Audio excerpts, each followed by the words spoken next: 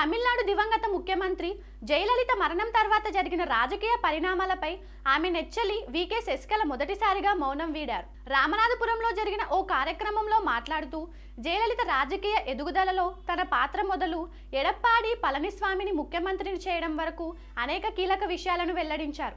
1987లో ఎంజీఆర్ మరణించినప్పుడు ఆయన పార్థివ దేహం వద్ద జయలలితకు జరిగిన అవమానాన్ని ఆమె గుర్తు చేసుకున్నారు. ఎంజీఆర్ పార్థివ దేహానికి పూలదండ వేయడానికి వెళ్లిన జయక్కను ఆర్ఎం వీరప్పన్ మద్దతుదారులు కొందరు కిందకు నెట్టేశారు. అప్పుడు ఆమె పడిపోకుండా నేను పట్టుకున్నాను.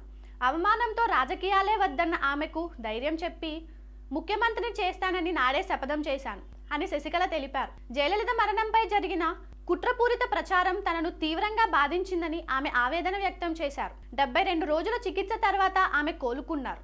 ఇంటికి తీసుకెళ్లేందుకు సిద్ధమవుతుండగా గుండెపోటు వచ్చింది. అలాంటిది నేనే ఆమెను హతమార్చానని ప్రచారం చేశారు అని వాపోయారు.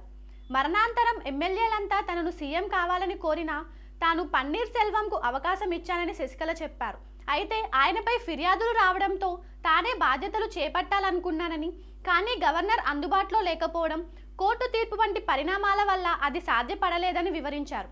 అన్నాడీఎంకే ప్రభుత్వం కూలిపోకూడదనే ఉద్దేశంతోనే పళనిస్వామిని సీఎం కుర్చీలో కూర్చోబెట్టి నేను జైలుకు వెళ్లాను అని ఆమె స్పష్టం చేశారు.